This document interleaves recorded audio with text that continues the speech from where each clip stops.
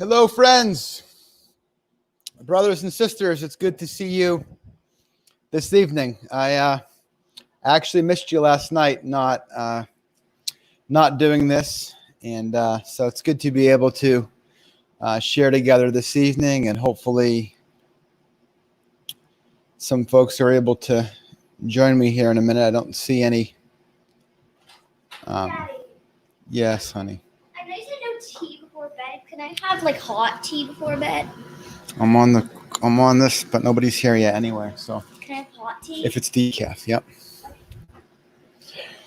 If you're watching later, you'll enjoy my life of kids always have some question or other. So Isaac was supposed to have a baseball practice tonight, which is why I pushed this back to 8. He's having quite a few of those. That he's going to start playing baseball once we go to Green. They're going to start scheduling some games and stuff, which will be soon here. So I thought that was going to be the case, but then I guess there wasn't enough kids or something, so they canceled that practice. So hey, Barb and Linda and Jan.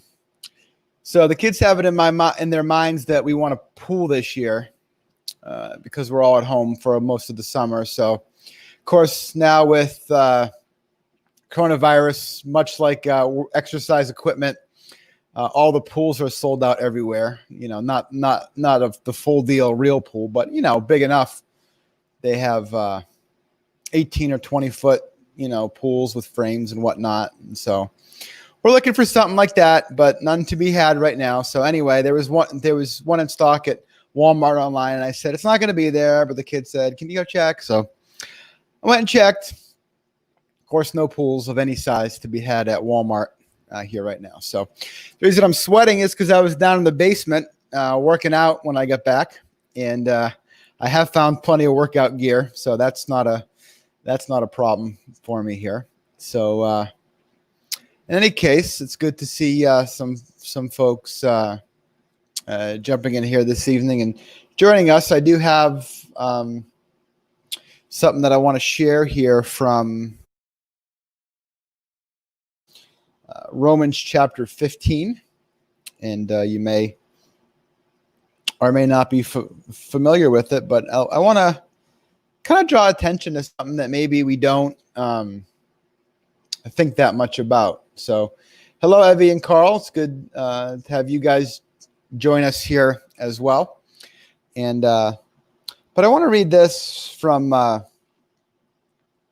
Romans chapter 15, these couple verses, because it's interesting, as he writes here, and I want to say I struggle with this, but I think about this a lot, and you've heard me say this before, the balance between the encouragement and the challenging aspects.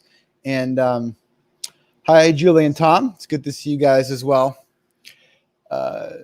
So, in our culture, oftentimes when somebody, brings up something that's not just all positive, you're amazing, you're wonderful. We struggle with that because we take it as criticism. Of course, one of the advantages of us being in relationship where we know we love each other is that hopefully we can challenge one another inside of that relationship, right? Of knowing that we love each other, that anything that we would bring up that wouldn't be all sunshine and roses, so to speak, would be out of a desire for each other's good and for each other's growth, right? Because we all have room to grow. And yet when we don't welcome challenge in our lives, we don't grow, generally speaking, or at least we don't grow the way that we could, So really, and we've talked about this before in different settings, but when we hold back from things that actually would be helpful for each other because we're afraid of offense, when they're in love, we're actually not doing each other any really great service in that. And so, almost all of the letters written in the New Testament by people like Paul and Peter and John and James, almost all of the letters address some issues. There are very few that are really thoroughly positive, that don't have issues. Some have big issues. Some have other issues, but almost all have things that, that that need to be addressed. And that's part of the reason why these letters are written.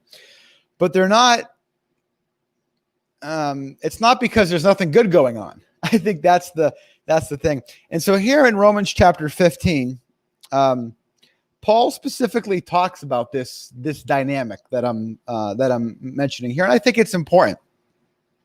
He says this. So this is Romans 15, verse 14, I think. He says, "I myself am convinced, my brothers and sisters, that you yourselves are full of goodness." Okay. So again, in the midst of the book of Romans, there's issues going on here. There's things that need to be addressed, areas for them to grow in. Okay. But he says, and this is moving towards the conclusion of this letter to the Romans, he says, "I myself am convinced, my brothers and sisters, that you yourselves are full of goodness, filled with knowledge, and competent to instruct one another." That's pretty positive, right? But then he follows that up by saying, "Yet I have written to you quite boldly on some points to remind you of them again." So this is really an interesting dynamic, and I find it really helpful because of this.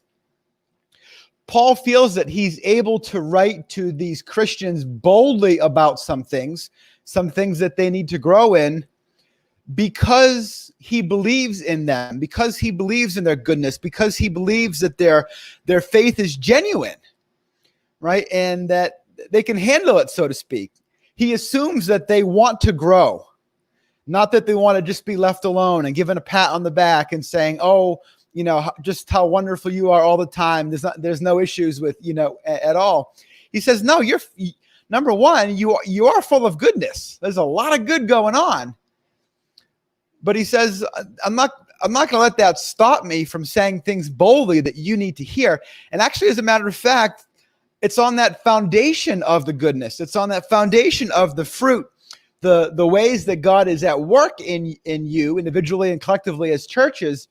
It's because of that I feel like I can speak boldly, because you can handle it. And because the more mature we are as Christians, right, the more we will welcome correction. We will welcome areas that we need to grow in and not reject them. And I think that, in a sense, that's a mark of Christian maturity. As we come up against may not be the right word, but as we come to teaching of Jesus and other scripture that we kind of haven't really maybe been adequately living out in our lives. And again, we can kind of zip past that and move on, or we can allow that teaching, and as we remind each other of that teaching, we can allow it to be an opportunity for our growth. And I'm not sure about you. I believe this about you, though, that you want to grow, and I can assure you for myself that I want to grow. And so, you can feel from me, at least, an invitation to help me grow, if that involves seeing blind spots and weak spots and things that I'm missing as well. I'm certainly open to that myself. So anyway, that's what's on my mind. One of the things that's on my mind this evening. So I hope you guys are all doing well. Not a whole lot of chit chat here this evening. I guess 8 o'clock moves us too close to bedtime, or some TV shows on or something. So in any case, it's good to see you, and hi to those who will watch this sometime later as well. I love you guys all, and I'll see you hopefully again tomorrow night. We'll see you on time. Okay, talk to you later.